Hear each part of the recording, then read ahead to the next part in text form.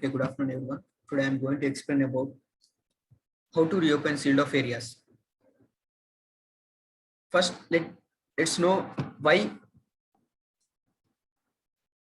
we'll seal the areas and what are the reason behind sealing areas in galleries. When a mine fire occurs in the roadways, we should construct stoppings or sealing such that the extension of the fire can be stopped. There are various methods that are used for sealing mine fires. There are temporary stoppings and permanent stoppings constructed for sealing of the mine fires by construction of brick walls, and cement blocks, concrete, wood and plastering are various types that are used to seal the area such that the fire that occurred inside the sealed off area may not extend outside and different parts of the mine. And when we came to know that the fire has been exhausted in the extinguished in the mine in the sealed off area by collecting different air samples, gas samples, and measuring the surface of the stoppings, we decide to reopen the sealed off area such that the galleries can be used for waste mining activities. For reopening of sealed off areas, there are various measures and factors that should be considered, and there are different methods that are used for reopening of sealed off area. We will discuss them in this lesson. Okay, I'm going to share the screen.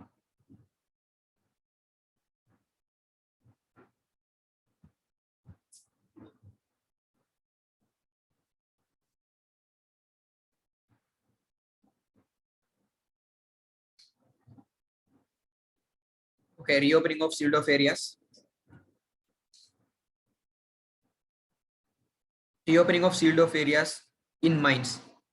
The reopening or recovery of a district or an area which has been sealed off on account of spontaneous combustion or fire from other causes poses an odorous and hazardous problem to mine management. There can be no one procedure of recovery which would satisfy all conditions, and each case should be considered on its own peculiar conditions. Reopening of sealed off areas is an important and dangerous activity in the mines. During reopening of sealed off areas, lot of care and measures should be taken, otherwise it can cause severe damage to the mining and to the lives of people. There are various factors that are to be considered while reopening of sealed off areas. Let's learn about some factors. The reopening of a sealed off area should not be undertaken lightly. It should be undertaken only when the conditions ensure the safety of those engaged in the reopening works and prevent additional damage to property. A certain amount of time must elapse before conditions become favorable for reopening. The time of reopening okay,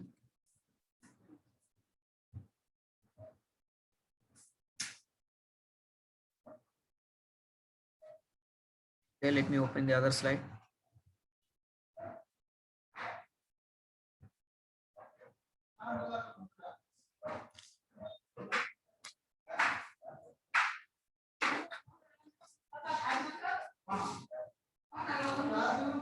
Okay, reopening of the sealed off areas.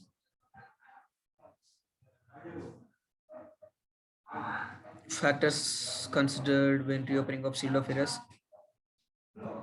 Extent and intensity of fire at the time of sealing. The extent and intensity of fire at the time of sealing influence the reduction of oxygen inside a sealed off area.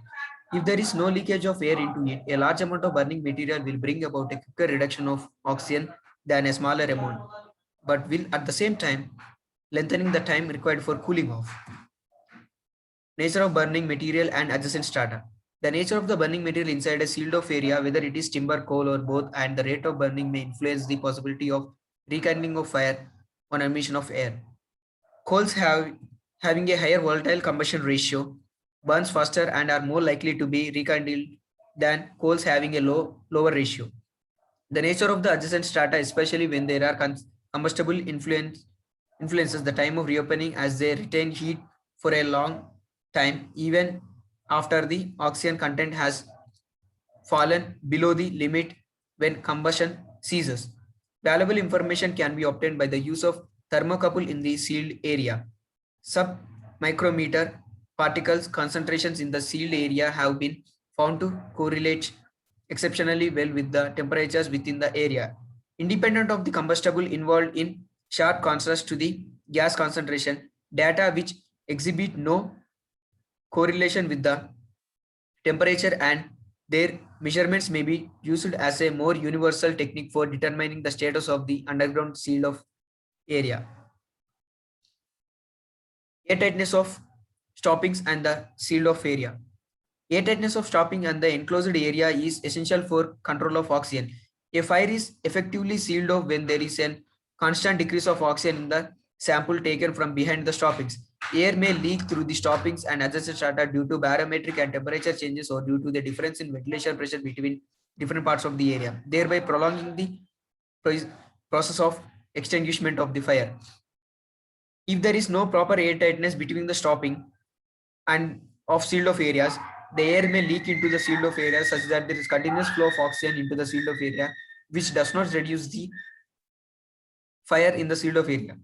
If we maintain the proper air tightness into the sealed off area, the oxygen percentage in the sealed off area may be reduced such that the combustion can be slowly come down and the fire may be extinguished quickly.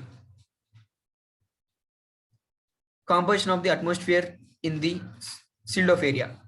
Knowledge of the composition of the atmosphere obtained in a sealed off area is of vital importance in deciding the reasonably safe time of reopening the area.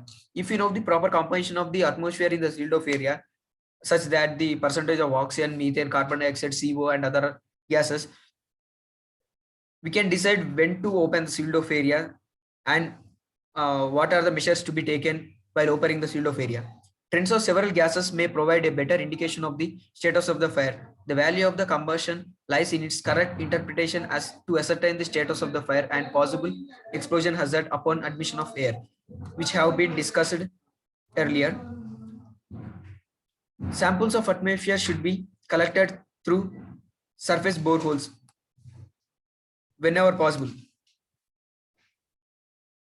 By driving the surface boreholes into the sealed off areas, we can collect the air samples from the sealed off areas and they can be analyzed to know the percentage of different gases present in the sealed off area. Then that gives the proper knowledge about when to open the sealed off area.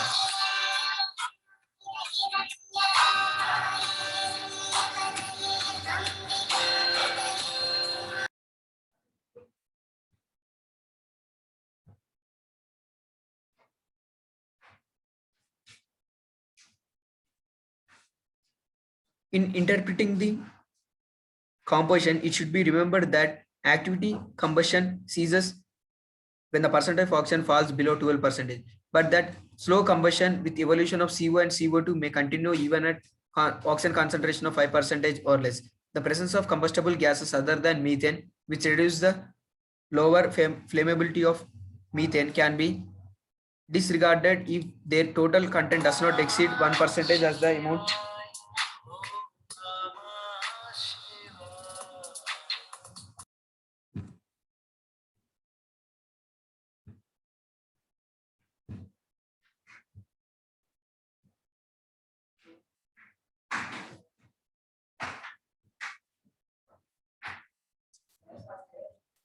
the percentage of combustible gas other than methane, which when reduces the lower flammability of methane, can be disregarded of their total content should not exceed 1% as the amount of oxygen necessary to form an explosion mixture as compared to methane alone is insignificant. With the composition of fire gases as is normally found in sealed off areas, there is less likelihood of any explosion taking place during reopening of the oxygen content of the gases reduced to 3% or less. Carbon dioxide, although exerting an extinctive effect upon the mixture of gases, is seldom more than 6 to 8% and for practical purpose can also be disregarded except for the information it provided on the depletion of the oxygen in the area. The levels of carbon monoxide may never reach zero, even though it may be considered safe to re-enter the area. It should, however, be pointed out that no method of ascertaining the status of fire or evaluating the danger of explosion can offer any guarantee of safety. As it is necessarily possible to predict accurately the air leakages, the rate of methane emission and the reliability of the gas samples are as representative of conditions in the vicinity of the fire site. Original cause of fire. If the fire was due to spontaneous combustion, rekindling of the fire may take place and contingency plans should be drawn up to meet the situation. A fire caused by machinery should be considered in a different light.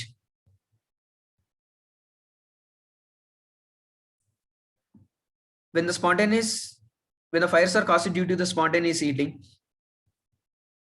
proper measures and plans should be made such that the sealing of the fires can be made easily. If the fires are caused by the machinery, they should be treated in different way other than such as they are treated in the spontaneous heating. By injection of inert gas, we can reduce the inflammable fire in the sealed off areas. The time of reopening a sealed off area can be considerably reduced and the area may be safely entered by injection of an inert gas into it. Inert gas generally used are nitrogen gas. Nitrogen gas can be used safely such that it does not affect the humans and it can easily reduce the combustion of fires. Preparatory measures for reopening. The following are the preparatory measures should be taken while reopening of the sealed off areas. For the successful reopening of any sealed off area, certain precaution measures should be undertaken. They are explained below. Assembling rescue and recovery crew. Rescue and recovery crew such as rescue brigade should be assembled for reopening of the sealed off areas. They make the preparatory arrangements and they take the necessary measures how to treat the sealed off area based on different conditions that are present in the sealed off area. First, during in the preparatory arrangement, all the men inside the mine should be withdrawn before doing the reopening operations. Because any accident occur, it can reduce the effect of life of men. Withdrawal of men from the mine other than those required in connection with reopening of sealed off operations should be made. Stationing a man at the main fan to see that the fan continues to run. A man should be appointed at the main fan to see that the fan runs continuously so that the air can be supplied to the sealed off area such as to reduce the concentration of gases. Cutting off electric power from the part of the mine in which a fire is sealed off as well as in return airway utilizing for carrying the fire gases. The electric power should be cut off in the places where reopening of sealed off areas is done, such that the electric spark which is produced in the by the electric cables may not ignite the flammable gas that are produced in the sealed off areas. Making necessary adjustment in ventilation so that the return airway forms the fire area can be directed into the main return. The ventilation arrangements are made such that the air that is released from the sealed off area should be directly directed into the return area so that it may not be mixed with the different parts of the mine ventilation. Heavily stone dusting all roadways leading to and from the fire areas. Necessary ventilation measurements are made so that the return airway is directly connected to the main airway. Stone dusting all roadways leading to and from the fire area. All the galleries on the both sides of the fire area should be heavily stone dusted so that it reduces the coal dust concentration in that galleries. Establishing telephonic communication between the fresh airbase and the surface. Telephonic communication should be established between the fresh airbase and the surface so that there is frequent communication between them regarding any information. Preparatory measurements for nitrogen flushing during reopening where it is contemplated.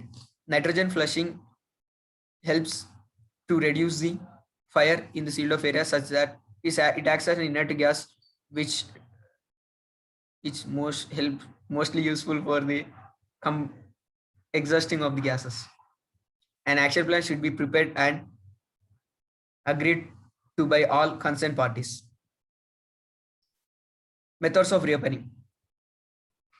When we come to reopening methods, there are generally two types: reopening by reventilation and reopening by airlock in stages. There is a third method which is made by combination of both reventilation and airlocking. The choice of particular method depends upon the following factors: type and extent of fire. Type such as fire due to spontaneous heating or burning of machinery or coal, or different types may decide whether to open with to select the method of reopening of sealed off area. Size of area, sealed off area.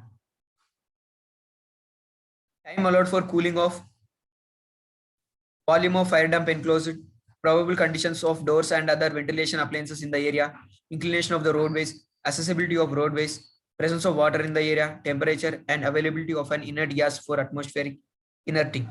All these factors are considered for selecting the type of reopening method.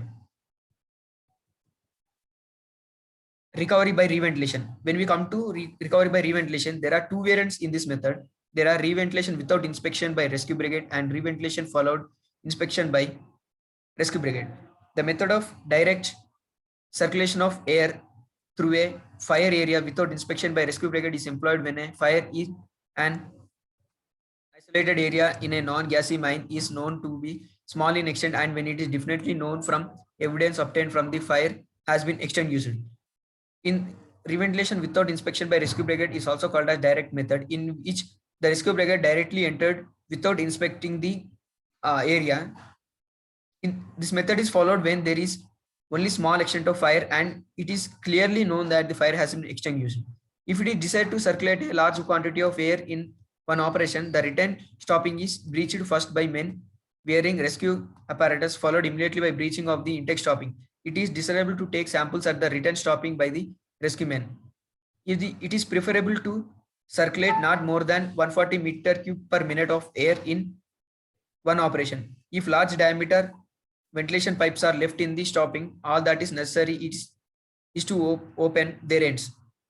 Air should be circulated for several hours before an inspection party is admitted into the area. Before opening of an area, the air should be properly ventilated such that the concentration of different gases, poisonous, inflammable gases should be diluted such that it reduces the hazard in that sealed off areas.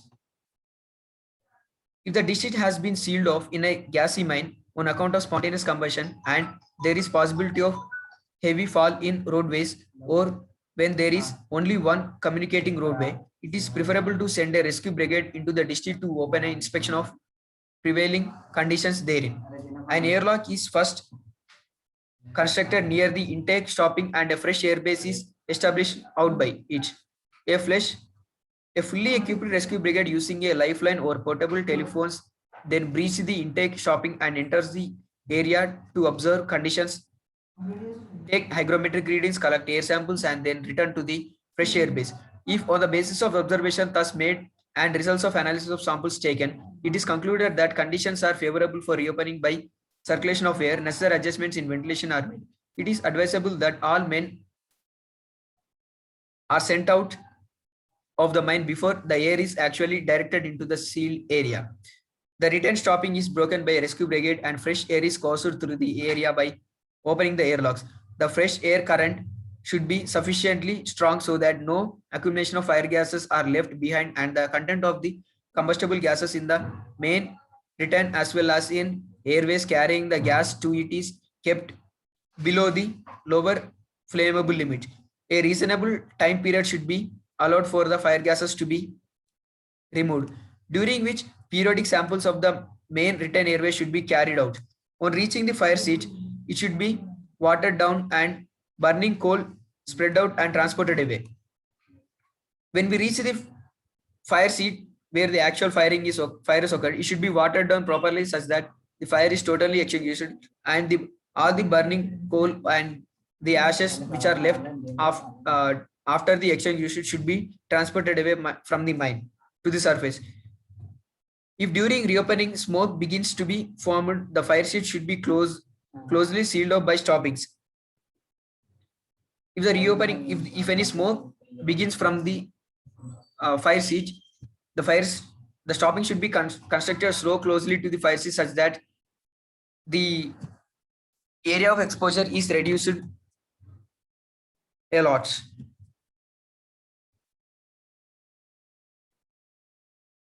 Where an adequate supply of inert nitrogen gas is available, it may be used instead of air to flush out the gases. Instead of air, the nitrogen acts more effectively for extinguishing the fires. When in an area being reopened, there are heavy falls in roadways which cannot be easily cleaned, and reventilation in the normal way is not practicable. Recourse must be taken to auxiliary ventilation using a Brattis line or ducting with or without a mechanical ventilator. A fresh airbase is established and the rescue brigade advances systematically away from it by extending the Brattis line or ducting.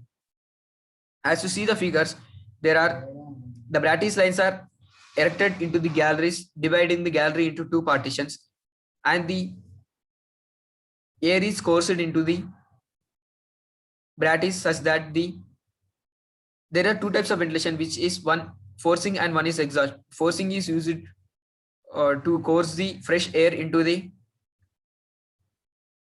gallery, whereas the exhaust is used to suck the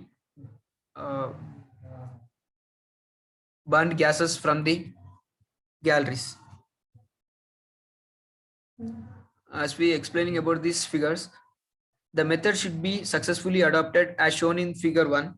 Method is adopted where mostly of the mine water gauge should be utilized for producing the necessary depressions. Method 2 requires the use of a forcing fan and gives good service where the ventilation pressure in the vicinity of the stopping is inadequate for adopting of method 1. Good duct joints are essential for the course of this method.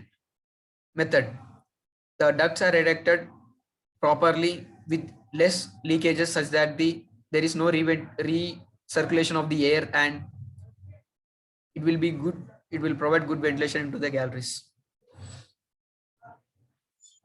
Ducting is extended by men wearing rescue apparatus. Reventilation for reopening of a sealed off area must be done accordingly to the definite plan as far as practicable. On a non-working day, the method can always be employed where there is no explosion hazard. Reopening by airlock in stages. It is also called stage method. This method of reopening is usually employed where a sealed off area is extensive. The roadways are highly inclined and the fire seat is inaccessible. There are open breakthroughs or connecting between the intake and return airways in the area. There is a fairly large influx of water into the area, and the atmosphere in the area is too hot and humid for a rescue team to travel very far. The area is recovered in successive blocks or stages in dead atmosphere by means of airlocks. An airlock consists of two walls, 1.5 to 2 big thickness, 5 meters apart, equipped with airtight wooden or steel doors having glass windows for watching the advancing rescue brigade inside. It is erected at a convenient distance out by the intake stopping. Between the doors of the airlock, all equipment and necessary material for the erection of the next airlock are stored. Water and compressed air lines of existing are extended into it. The airlocks are constructed 1.5 to 2 bricks thickness, and they are constructed 5 meters apart on the intake and return airway side. It is provided with a glass window such that the people who are standing outside the stopping can watch the people who are working inside the stopping. After the airlock has dried, a rescue brigade with another fully equipped is reserved at the fresh air base, enters the area through the airlocks, breaches the stopping and inspects up to a point where the next airlock is to be erected. A distance generally lying between 50 to 150 meters depending upon the difficulties encountered. The exploring brigade should observe the general conditions, collect air samples, take hygrometric readings, measures for materials required for the in-by stopping of the next airlock and return to the fresh airbase. After the next airlock is erected, the only previously erected is broken down and the space between the airlock is ventilated by auxiliary ventilation, adequately supported and fitted with necessary fittings. It is only after completion of these auxiliary operations that the rescue brigade advances further and by making necessary advances in successive stage recovers the entire area. It is necessary that during the operation, the oxygen content of the fire gases be kept as low as possible at all times by limiting air leakages into the area. As the leakage of air through the doors of the airlocks takes place when they are opened, leakage of air through the door should be opened maximum twice in a period of 4 hours. To keep back the gases and heat during the erection of an airlock, a temporary brattice chopping or screen is erected just behind the proposed site of an airlock. Reopening by using of airlock is a very costly operation, especially when complicated mine working exists, as a large amount of airlocks are required to be constructed with the help of men wearing respiratory protective equipment. Reopening by airlocks is a costly operation because there is construction of airlocks at every frequent time to see the area inside the sealed off areas and to construct stopping. The people who are who work for construction of the stopping should wear respiratory protective equipment, which is a costly one. And the team consists of 5 to 6 members who construct the stopping on the both sides, and this is continued until the whole reopening of the sealed off area is done. Next, partial reopening method. This is the most difficult method of reopening. In general, it is employed when it is decided to reopen part of a district fairly soon after sealing of an account of spontaneous combustion. Expert advice must be taken and the operation carefully planned before commencement of the task. All general precautions should be taken as for the other methods of reopening. The method consists in reopening the desired part of the district by the stage method and sealing of the remainders of the district by means of in-by stopping sited so that it would be possible to ventilate the face of the stoppings with fresh air and ventilation pressure balance on them. The in-by stopping should be extended to 8 meters or more in thickness so as soon as possible. Sample pipes should be inserted through them. Other methods. Reopening of hydraulically flushed sealed areas.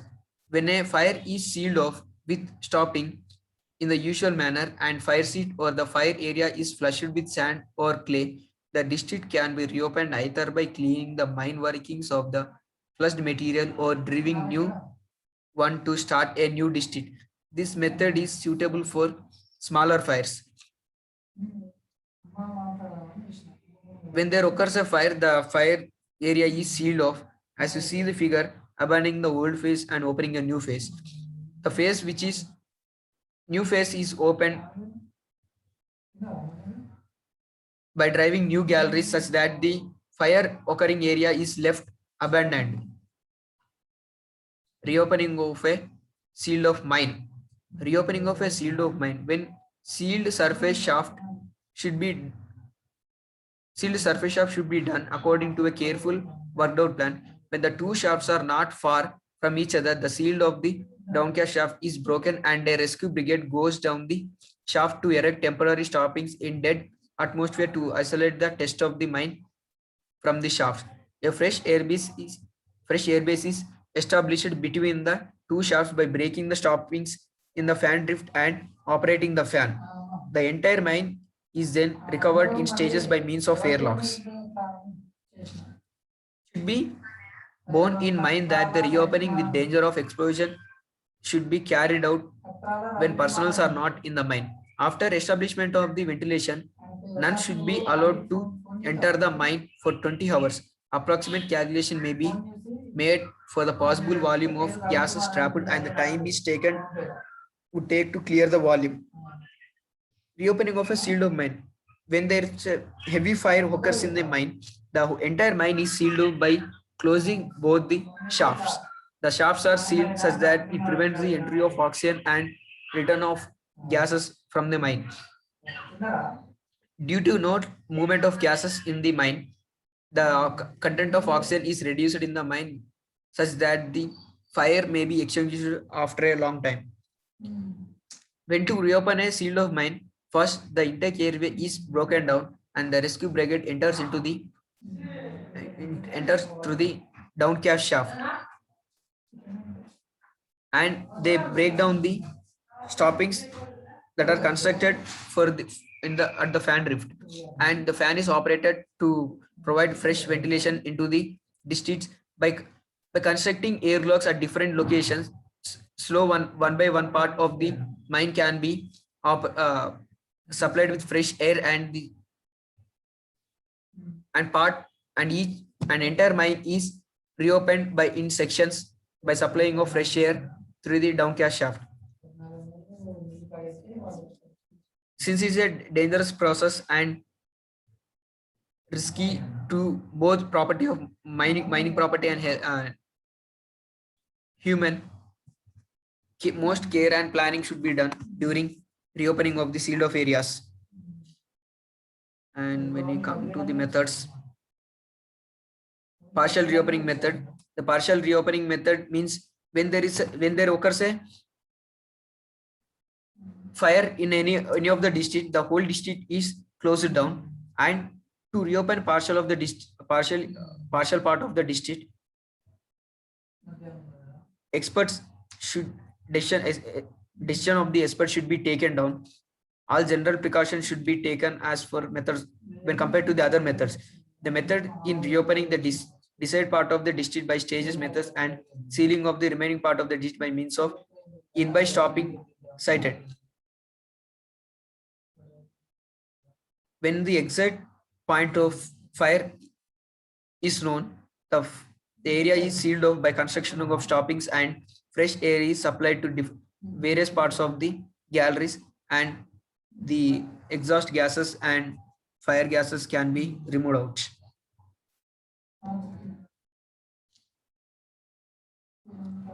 When to reopen a sealed off area by means of locks, as you see the figure, for every 150 to 50 to 150 meters, the airlocks are constructed. The airlocks are generally 1.5 to 2 brick thickness, and they are constructed. Two airlocks are constructed 5 meters apart, and they may be they are constructed based on depending upon the situation the present at the site. When there is a roof fall, it should be cleared off first so that proper ventilation can be supplied into the airlocks, so that rescue brigade can work properly to remove the remnants of the fire.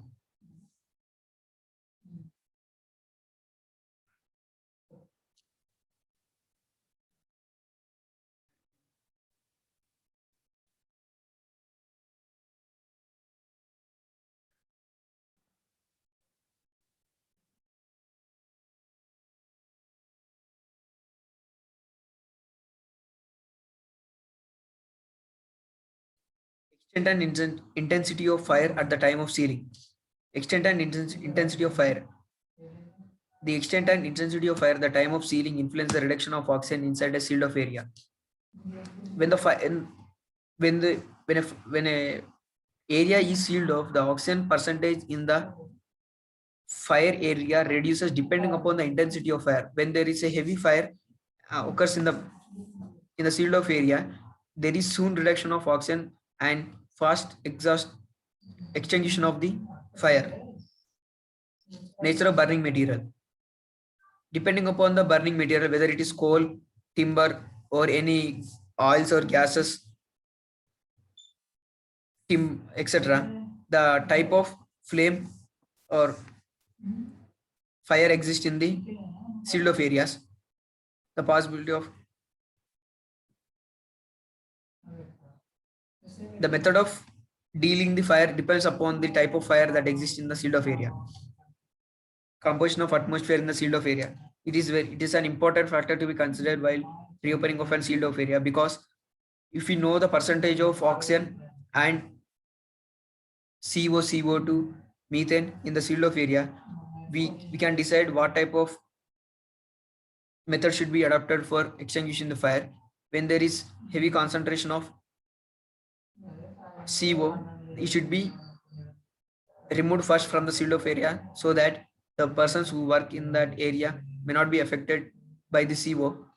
If there is methane gas in the sealed off area, it should be removed so that there is no forming of methane air mixture in the explosible limit, and can reduce the methane methane explosion, fire damp explosion.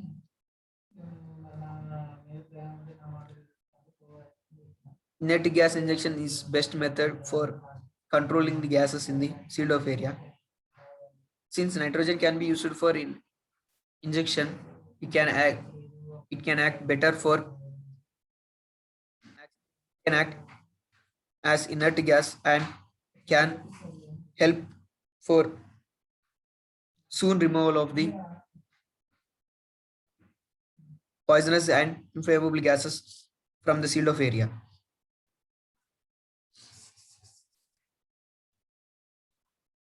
When we revise the preparatory measures for reopening, a man should be provided at the main fan to see that the main fan runs continuously, such that it provides air to the fresh air base. The retained airway should be planned such that the air from the sealed off area, retained airway from the sealed off area is directly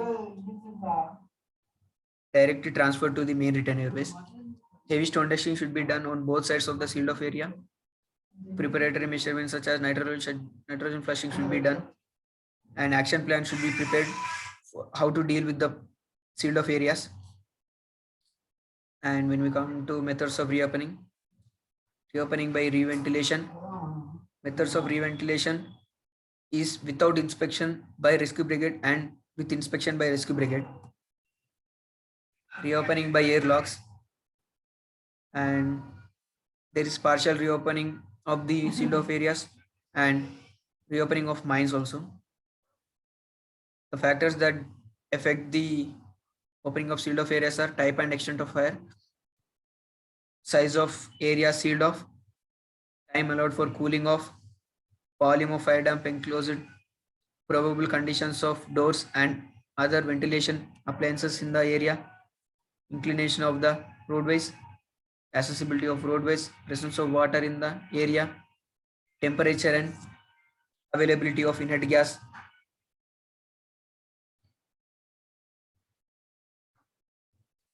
Use of inert gas. Inert gas such as carbon dioxide occasionally may be used to advantage in cooling or extinguishing a mine fire. However, the use of inert gas is an expensive, laborious and often unuseful method. If effective sealing was erected and the fire area is airtight, enough inert gas will be produced by the fire and by the consumption of oxygen to extinguish the fire within a short time. If the fire area is not sealed tightly or no seals are erected, it is questionable whether the use of inert gas such as carbon dioxide will be effective.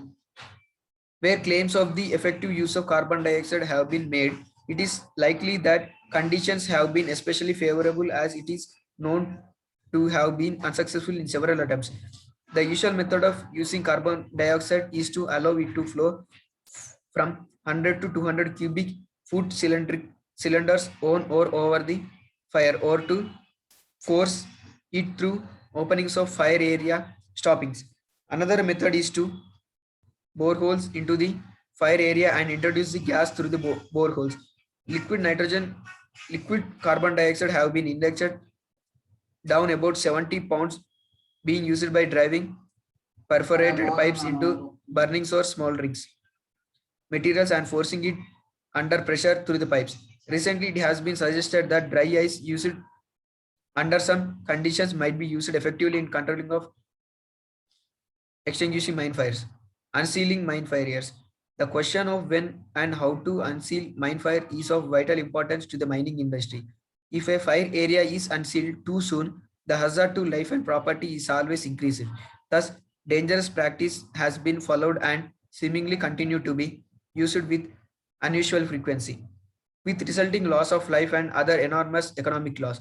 The premature opening of sealed mine fire is due most frequently to lack of knowledge of the inherent danger involved and to extreme eagerness to restore the sealed area to a production basis. While materials from this paper were being collected, it was discovered that the state mining laws and authorities on mining gave little information that would adequate assist laws. It's important that determining the right time for unsealing is an effective organization and ample provisions for necessary equipment and materials to be used by those who are to undertake the hazardous task. Extent and intensity of fire at time of sealing. The extent and intensity of the fire at the time of sealing will have a decided bearing upon the reduction of oxygen in the sealed area. For instance, a large amount of burning or heated material material will hasten the reduction of oxygen by but will lengthen the time required to cool. Also, a fire that is active at the time of sealing will cause oxygen to diminish more rapidly than will a smoldering fire. Tightening of seals and enclosing area. Tight seals are essential for control of oxygen. Preferably, they should be made of incombustible materials such as bricks, tiles, or concrete, while hitched into ribs, roof, and floor.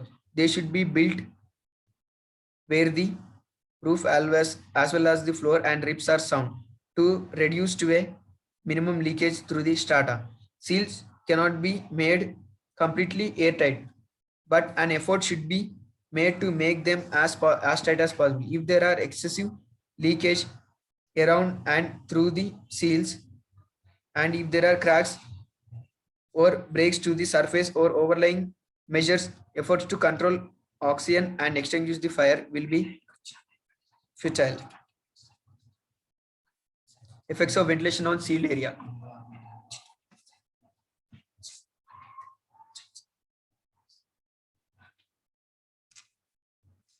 The location of the fire region with respect to the system of ventilation may have considerable effect on the extinguishment of a fire. For example, an area sealed where the air current passes on two sides are against an area sealed on one side only will cause a difference in potential that may induce leakage through the stopping and strata. A condition of this sort may prolong the extinguishment of the fire. The fire at the when we take a case of a fire at Oakmont mine, the fire at the Oakmont mine of the Hillman Coal and Coke in Pennsylvania, which is referred to later, is a striking example of how circulation of air through the sealed area prevented extinguishment of a fire for approximately 6 months because different parts of the sealed panel were under different amount of suction and negative pressure. Sampling and analysis of atmosphere under seal. It is of the utmost importance that proper sampling and accurate analysis be made of the fire gases so that indicates unquestionably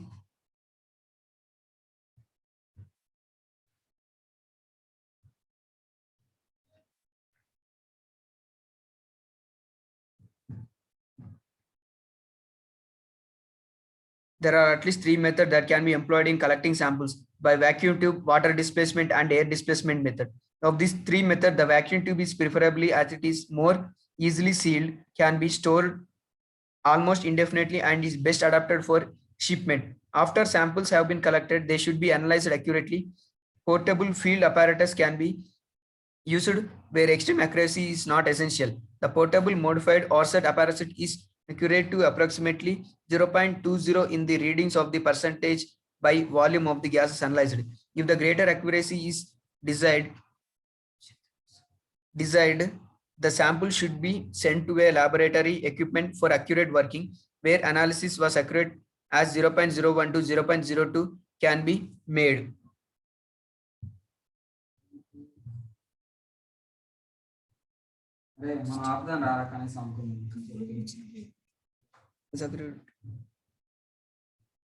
Correct interpretation of this composition of the fire gas is vital in determining whether it is reasonably safe to break the seals. It has long been recognized that the presence of carbon monoxide indicates active or recently active fires.